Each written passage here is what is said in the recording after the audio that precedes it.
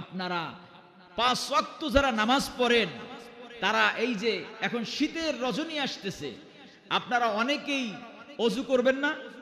নামাজ পড়তে হলে অজু লাগে না? লাগে। দেখা যায় মুখ ঠিক মতো ধোয়, হাত ঠিক মতো ধৌত করে, কিন্তু পা ঠিক মতো ধৌত করে না। পা সুন্দর মতো ডলে ডলে আঙ্গুলের ছিদ্রের ভিতরে 2 আঙ্গুলের ফাঁকে পায়ের গোলালু ভালো করে ধৌত করবেন, কারণ রাসূলুল্লাহ বলেছেন যে ওয়াইলুল লিল আকাবি মিনান নার, যারা পায়ের গোলালু ঠিক মতো ধৌত করবে না অজুর সময়, তারা জাহান্নামে যাবে, নাউজুবিল্লাহ। 5 ওয়াক্ত নামাজের পরে আপনারা একটা দোয়া পড়বেন, সেই দোয়াটার নাম হচ্ছে আয়াতুল কুরসি। দোয়াটির নাম কি? আয়াতুল কুরসি।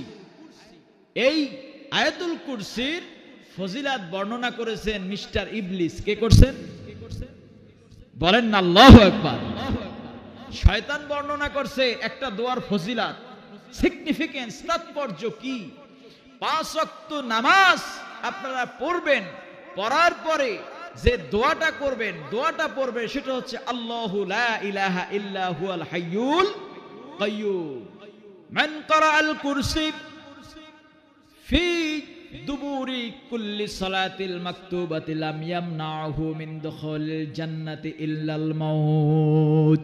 বিশ্বনবী বুখারীর বর্ণনায় বলেছেন, কেউ যদি 5 ওয়াক্ত ফরজ নামাজের পরে আয়াতুল কুরসি পড়ে, আল্লাহর জান্নাতে যেতে মৃত্যু ব্যতীত আর কোনো তার বাধা থাকে না। হযরতে আবু হুরায়রা বর্ণনা করেছেন, আমি এক রাতে সাদাকার খেজুর পাহারা দিচ্ছিলাম। অনেক রাত যখন হয়ে গেছে, দেখলো এক ব্যক্তি এসে 2 হাত ভরে খেজুর নিয়ে যাচ্ছে। হযরতে আবু হুরায়রা খপ করে হাত ধরলেন, এই মিয়া, এত রাত্রে তুমি কোন জায়গা থেকে আসছো? এটা তো আমি পাহারা দেওয়ার জন্য বসে আছি, রাসূলুল্লাহ নিতে নিষেধ করেছেন। ওই ব্যক্তি বলল, আমি হতদরিদ্র মানুষ, গরিব মানুষ, অনাথ মানুষ, আমাকে ছেড়ে দেন, আমি আর আসবো না। আবু হুরায়রার দয়া হলো, ছেড়ে দিয়েছে। রাসূলুল্লাহর দরবারে আবু হুরায়রা পরের দিন সকালবেলা রাসূলুল্লাহ ডেকে বললেন, আবু হুরায়রা, রাতের বেলায় যে আগন্তুক এসেছিল, যাকে বন্দী করেছিলে, তার খবর কি? আবু হুরায়রা বলছে, ইয়া রাসূলুল্লাহ, তাকে আমি ধরে ফেলেছিলাম, অনুনয় বিনয় করার কারণে আমার অন্তরে মায়া হয়েছে, দরদ হয়েছে, এজন্য তাকে ছেড়ে দিয়েছি। রাসূলুল্লাহ বলছে, আবু হুরায়রা, ও মিথ্যে বলছে, ও আগামীকালকে রাত্রে আবার আসবে, অপেক্ষায় থেকো। রাসূলের কথা শুনে আবু হুরায়রা আবার বসে আছে, ওত পেতে আছে। ঠিক রাত যখন গভীর হলো, ওই ব্যক্তি এসে আবার 2 হাত ধরে খেজুর নিয়ে যাচ্ছে। আবু হুরায়রা খপ করে ধরলেন। ঠিক প্রথম দিনের মতো বলছে, আমি হতদরিদ্র, অসহায়, গরিব মানুষ, আমাকে ছেড়ে দাও, আমি আর আসবো না। আবু হুরায়রার দয়া হলো, আবু হুরায়রা ছেড়ে দিলেন। সকালবেলা রাসূলের দরবারে গেলে রাসূল বললেন, আবু হুরায়রা, রাতের বেলার বন্দির খবর কি? আবু হুরায়রা বললেন, ইয়া রাসূলুল্লাহ, প্রথম রাতের মতো বর্ণনা করাতে আমার দয়া হয়েছে, জন্য ছেড়ে দিয়েছি। রাসূল বলছেন, আবু হুরায়রা, এই আজ রাতে আবারও আসবে, তুমি সতর্ক থেকো। আজকে রাতে আবারও আবু হুরায়রা বসে আছে। রাত যখন গভীর হয়ে গেল, ওই ব্যক্তি এসে আবার 2 হাত ভরে খেজুর নিয়ে যাচ্ছে। আবু হুরায়রা ধরলেন, ধরে বললেন, এই মিয়া, মিথ্যে কথা বলছো, প্রথম 2 দিন, আজকে আর তোমাকে ছাড়বো না, রাসূলের দরবারে তোমাকে নিয়েই যাব, ফয়সালা করবেন রাসূল, চলো আমার সাথে চলো। আজকে বলতেছে, আবু হুরায়রা, আজকে আমাকে ছেড়ে দাও, তোমাকে এমন একটা দোয়া শিখাবো, তোমার কল্যাণ হবে, আল্লাহ রাব্বুল আলামিন তোমাকে কল্যাণ দান করবেন। আবু হুরায়রা এই কথা শোনার পরে লোভ লেগে গেছে, আল্লাহ পাক কল্যাণ দিবেন, কারণ সাহাবায়ে কেরাম কল্যাণের প্রত্যাশী, তারা সওয়াবের প্রত্যাশী, পাগল পারা, সওয়াবের কথা শুনলে তাদের হুঁশই থাকে না।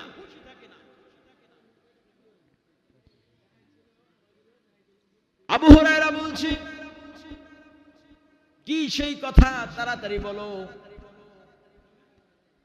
ওই লোকটি বলছে তুমি যখন রাতের বেলায় বিছানায় যাবে তখন পাঠ করবে আল্লাহু লা ইলাহা ইল্লা হুয়াল হাইয়ুল কাইয়্যুম লা তাখুযুহু সিনাতু ওয়ালা নাওম। আয়াতুল কুরসি পাঠ করে তুমি শয়নে যাবে, বিছানায় যাবে, আল্লাহর পক্ষ থেকে তোমার প্রতি একজন রক্ষক, একজন সিকিউরিটি ফেরেশতা নাজিল হবে। সকালবেলা পর্যন্ত কেউ তোমার কোনো ক্ষতি করতে পারবে না। এই কথা শোনার পরে আবু হুরায়রা তাকে ছেড়ে দিয়ে চলে আসছে। আল্লাহর রাসূল আবু হুরায়রাকে ডেকে বলছেন, আবু হুরায়রা, রাতের বন্দির খবর কি? আবু হুরায়রা বলছে, ইয়া রাসূলুল্লাহ, আমি ধরে আপনার কাছে আনার জন্য একেবারে ফাইনাল ডিসিশন নিয়ে ফেলছিলাম। ও শুধু একটা ভেজাল লাগাইয়া দিয়েছে। ও বলছে যে এমন একটা দোয়া শিখাবো আল্লাহ পাক তোমাকে কল্যাণ দান করবে। আমি এই কল্যাণের লোভে তাকে ছেড়ে দিয়েছি। আল্লাহু আকবার।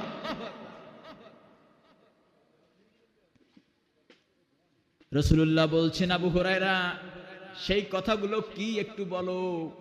আবু হুরায়রা বলছে, আল্লাহু লা ইলাহা ইল্লা হুয়াল হাইয়ুল কাইয়্যুম। ইয়া রাসূলুল্লাহ, যদি আয়াতুল কুরসি পাঠ করি বিছানায় গিয়ে, তাহলে আল্লাহর পক্ষ থেকে একজন ফেরেশতা নাজিল হবে আমার জন্য। সকাল পর্যন্ত কেউ আমার কোনো ক্ষতি করতে পারবে না। আমি সকাল পর্যন্ত হেফাজতে থাকব। রাসূলুল্লাহ বলছেন, আবু হুরায়রা ও সত্য কথা বলছে। আবা আন্নাহু কদ সাদাকাকা ওয়া হুয়া কাযিব। নিশ্চয়ই সে সত্য কথা বলেছে, তবে সে একটা চূড়ান্ত মিথ্যাবাদী। বলছে সত্য কথা, কিন্তু সে একটা চূড়ান্ত মিথ্যুক, মিথ্যাবাদী। এরপর আবু হুরায়রা বলছে যে ইয়া রাসূলুল্লাহ, সে মিথ্যাবাদীটা কে? রাসূলুল্লাহ বলছে, তুমি কি জানো যে সেই মিথ্যাবাদীটা কে? ও হচ্ছে জাকা শয়তান, ও হচ্ছে শয়তান, ইবলিস শয়তান। আল্লাহু আকবার। এই হচ্ছে আয়াতুল কুরসি।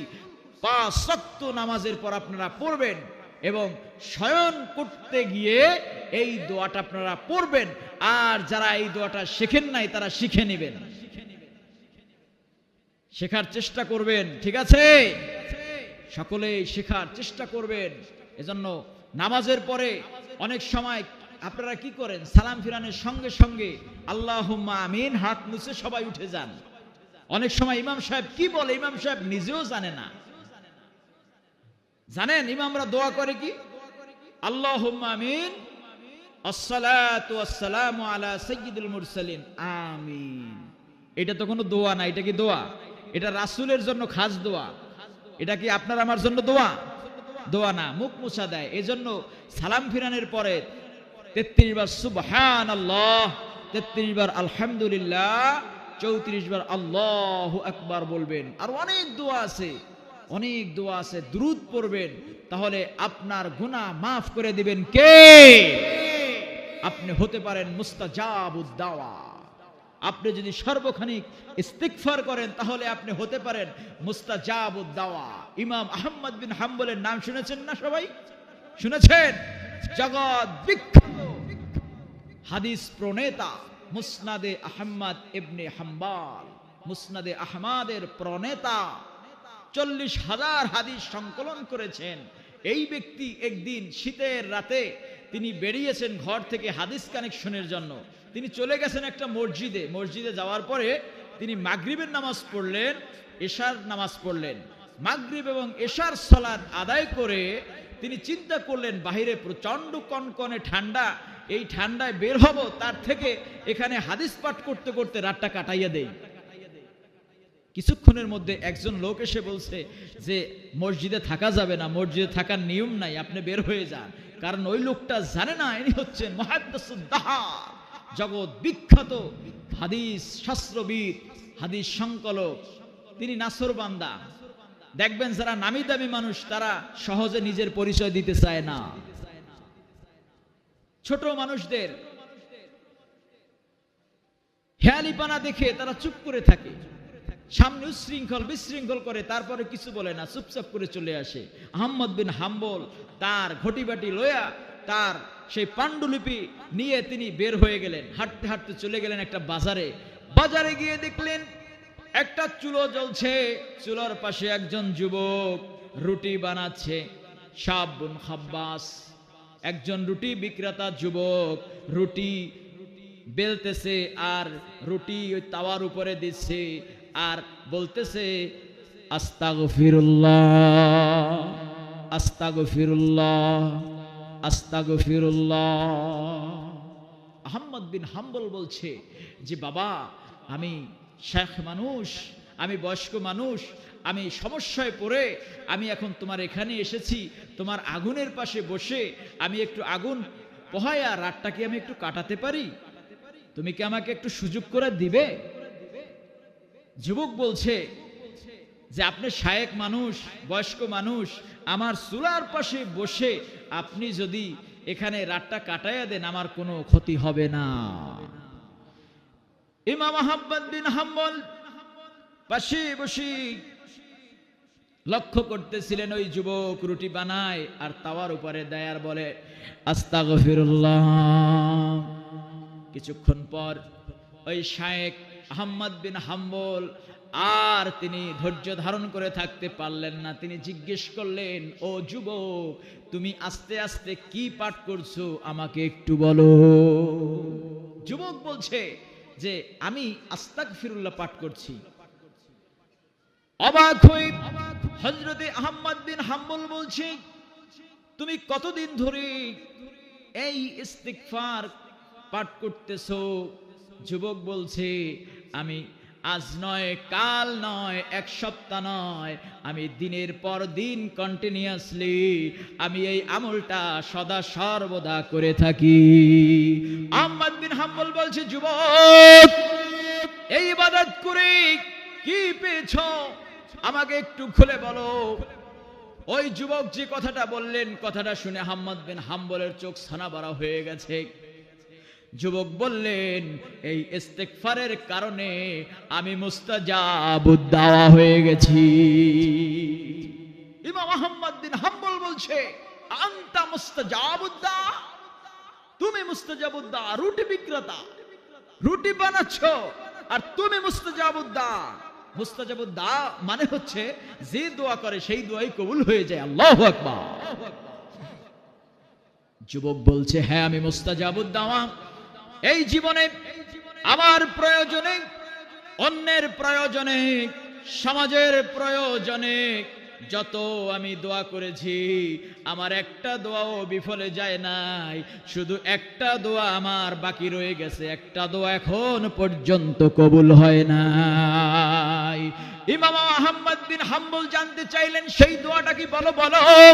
ও যুবক, শোনার জন্য কিউরিসিটি কাজ করতেছি, আবেগ ঘন মন নিয়ে বলছে যুবক, তাড়াতাড়ি বলো। মুহাদ্দিস, একজন জগৎ বিখ্যাত মুহাদ্দিস, শুনে তো অবাক হওয়ার কথাই, ঠিক কিনা? এত মানুষের মধ্যে একজন রুটি বিক্রেতা দোয়া করলে সেই দোয়া কবুল হয়ে যায়। রুটি বিক্রেতা বলে ঘৃণা করেন, কামার বলে ঘৃণা করেন। কামারের কাজ করতো কি জানেন? দাউদ আলাইহিস সালাম। হাল চাষ করে বলে তাকে ছোট মনে করা যাবে না, কারণ হাল চাষ করতো আমাদের আদি পিতা হযরত আদম আলাইহিস সালাম, ঠিক কিনা? আহমদ বিন হাম্বলের তাক লেগে গেল। তিনি বললেন, তাড়াতাড়ি বলো যুবক। যুবক বলছে, আমি দোয়া করেছি এই জামানার সবচেয়ে বড় মুহাদ্দিস, মুহাদ্দিসুদ্দাহার, এই জগতের বর্তমান সময়ের সবচেয়ে বড় মুহাদ্দিস হলো আহমদ বিন হাম্বল, তার সাথে যেন আমার দেখা হয়ে যায়। এখন পর্যন্ত আমার এই দোয়াটা কবুল হয় নাই। ইমাম আহমদ বিন হাম্বল বলছে, যুবক, তোমার এই দোয়াটাও কবুল হয়ে গেছে। যুবক বলছে, কি বলেন? এখনো তো দেখা পেলাম না। আহমদ বিন হাম্বল বলছে, যুবক, আহমদ বিন হাম্বলের দরবারে তোমার যাওয়ার দরকার নাই। আহমদ বিন হাম্বল তোমার এই চুলার কাছে চলে এসেছে। সুবহানাল্লাহ। সঙ্গে সঙ্গে যুবক চোখের পানি ছেড়ে দিয়ে বলছে, কি বলেন, কি বলেন? সঙ্গে সঙ্গে যুবক আহমদ বিন হাম্বলের কপালে চুমু এঁকে দেয় যে রব্বুল আলামিন তুমি আমার এই দোয়াটাও কবুল করে নিয়েছো। এজন্য যুবকদের জন্য সারা পৃথিবীতে এটা মেসেজ হয়ে থাকবে কিয়ামত পর্যন্ত। যুবক আপনি হতে পারেন শাবুল খাব্বাসের মতো, রুটি বিক্রেতার মতো, আপনি যে কাজ করেন, এখানে বৃদ্ধরা আছে, পর্দার অন্তরে মা বোনেরা আছেন, রাস্তাঘাটে যে যেখানে আছেন, আপনারা চাইলে আপনারা আপনাদের কাজের ফাঁকে আপনারা ইস্তেগফার পাঠ করতে পারেন। আস্তাগফিরুল্লাহ, আস্তাগফিরুল্লাহ, আস্তাগফিরুল্লাহ। সকলে জোরে বলেন আস্তাগফিরুল্লাহ, আস্তাগফিরুল্লাহ। জীবনে গুনাহ করি নাই এমন কোন মানুষ আছে? এমন কোন মানুষ নাই। এজন্য আপনাকে ইস্তিগফার করতে হবে, আল্লাহর কাছে ক্ষমা চাইতে হবে। যদি আপনি মৃত্যুর সময় ক্ষমা চান, সেই ক্ষমা আল্লাহর দরবারে কবুল হবে না। এজন্য আল্লাহ পাক বলছে যে উজিবু দাওয়াতা দাঈ ইদা দান, যখন বান্দা ডাকে তখনই বান্দার ডাকে সাড়া দিয়ে আল্লাহু আকবার। এজন্য এখনই সময়, এখনই সময়, যে যে অবস্থায় আছেন আল্লাহর দিকে ফিরে আসেন, আল্লাহর দিকে ফিরে আসেন। আল্লাহ পাক তার রহমতের দুয়ার, রহমতের দরজা খুলে দিয়ে বসে আছেন। কে আছো আসো, কে আছো আসো, কে আছো আসো। আল কোরআন তোমাকে হাত ছানি দিয়ে ডাকছে, তোমার অপেক্ষায়, তোমার অপেক্ষায় ইসলাম। তুমি আসছো না, এজন্য ইসলাম আজকে বিলীন হয়ে যায়। এজন্য ও ভাইরা, সকলেই দ্বীনের পথে থাকা যাবে তো? আল্লাহর দ্বীনকে আঁকড়ে ধরতে হবে। শুধু ইনশাআল্লাহ বললে কিন্তু হবে না, সর্বপ্রথম ফজরের নামাজে শামিল হতে হবে। পারা যাবে তো? পারা যাবে তো? রাসূল সাল্লাল্লাহু আলাইহি ওয়াসাল্লামের দরবারে এক সাহাবী এসে বলছে, ইয়া রাসূলুল্লাহ, ওই অমুক লোকটা, ওই যুবক, ও সকালে ইচ্ছা মতো ঘুমায় আর ফজরের নামাজ পড়ে না, ওঠে 8টা-9টার দিকে। রাসূল সাল্লাল্লাহু আলাইহি ওয়াসাল্লাম বললেন যে বালা শাইতানু ফি উযুনিহি, ওর কানের মধ্যে শয়তান প্রসাব করে দিয়েছে। বলেন নাউজুবিল্লাহ। ফজরের সালাত যিনি কাজা করলেন, তার সমস্ত দিনের তার বারাকা নষ্ট হয়ে গেল। আর ফজরের সালাত যিনি আদায় করলেন, রাসূলুল্লাহ বলেছেন সে ইসলামের ঝান্ডা নিয়ে মসজিদের দিকে গেল। সারা দিনের জিম্মাদারি আল্লাহ পাক নিয়ে নিলেন। আল্লাহু আকবার। এজন্য প্রিয় হাজিরিন, আল্লাহ পাক বলেছেন উজিবু দাওয়াতাদ দাঈ ইযা দান فَلْيَسْتَجِيبُوا لِي وَلْيُؤْمِنُوا بِي لَعَلَّهُمْ يَرْشُدُونَ। নবীকে লোকেরা বলে আল্লাহ কোথায় আছে? ওই লোকদেরকে বলে দেন, ওদের কিউরিসিটি কাজ করতেছে, আল্লাহ রাব্বুল আলামিন কোথায় আছেন একটু বলে দেন। আল্লাহ পাক আছে আমাদের একেবারেই কাছে। বান্দা যখন উজিবু, আমাকে ডাক দেয়, আমি সঙ্গে সঙ্গে তার ডাকে সাড়া দেই। এজন্য বান্দার উচিত হলো ফালইস্তাজিবু লি ওয়ালইউমিনু বি লাআল্লাহুম ইয়ারশুদুন। বান্দা আমার ডাকে সাড়া দিক এবং আমার উপর ঈমান আনুক, তাহলে বান্দা সঠিক পথ পেয়ে যাবে। এজন্য আমরা আল্লাহকে খুশি করতে চাই তো সবাই। ভাইরা আমার, বন্ধুরা আমার, অনেক মানুষ চিন্তা করে যে এখনো তো সময় আমার হয় নাই। আল্লাহ পাক তাদেরকে বলেছেন আলাম ইয়ানিল্লাযীনা আমানু আন তাখশা কুলুবুহুম লিযিকরিল্লাহ। তোমাদের কি এখনো সময় হয় নাই আল্লাহর দিকে ফিরে আসা? ওমা নাযালা মিনাল হাক্কি, তোমাকে কোরআন দিয়েছি, সত্য নাজিল হয়েছে। ওয়ালা ইয়াকুনু কাল্লাযীনা উতুল কিতাব, নাকি ওই আগের যুগের মানুষদের মতো হয়েছে, আহলে কিতাবদের মতো হয়েছে, যে তাদেরকে কিতাব দেওয়া হয়েছিল। তাদের কাছে নবী এসেছিল, কিন্তু বহুকাল অতিবাহিত হওয়ার কারণে ফাকাসাত কুলুবুহুম, তাদের অন্তর পাথরের মতো কঠিন হয়ে গেছে। তোমরা কি পাথর করে ফেলেছো অন্তরটাকে? অন্তরটাকে পাথর হয়েছে নাকি? পাথরও কিন্তু আল্লাহর ভয়ে কাঁদে, পাথরও আল্লাহর ভয়ে কাঁদে। হিমছড়িতে যান, সেখানে দেখবেন পাহাড় বেয়ে বেয়ে ঝর্ণা নেমে যাচ্ছে। আবার চলে যান জাফলং এ, দেখবেন, কখনো কি চিন্তা করেছেন যে এই পানি কোন জায়গা থেকে আসে? চিন্তা করেছেন একবারও কেউ? চিন্তা করেন নাই। এই পানি কোন জায়গা থেকে আসে এবার শুনুন। সুম্মা কাসাত কুলুবুকুম মিন বাদি যালিকা ফাহিয়া কাল হিজারাতি আও আশাদ্দু কাসওয়া ওয়া ইন্না মিনাল হিজারাতি লামা ইয়াতাফাজ্জারু মিনহুল আনহার ওয়া ইন্না মিনহা লামা ইয়াশাক্কাকু ফায়াখরুজু মিনহুল মা وَإِنَّ مِنْهَا لَمَا يَهْبِطُ مِنْ خَشْيَةِ اللَّهِ আল্লাহু আকবার। মানুষের অন্তর কি পাথরের চেয়ে কঠিন হয়ে গেছে? অথচ এমনও পাথর আছে যারা আল্লাহর ভয়ে কাঁদে। এমনও পাথর আছে লামা ইয়াতাফাজ্জারু মিনহুল আনহার, আল্লাহর ভয়ে নদী নালা প্রবাহিত হয়ে যায়। লামা ইয়াশাক্কাকু ফায়াখরুজু মিনহুল মাউ, এমনও পাথর আছে আল্লাহর ভয়ে ওই পাহাড়ের পদত ওই উপর থেকে জমিনের মধ্যে গড়িয়ে পড়ে।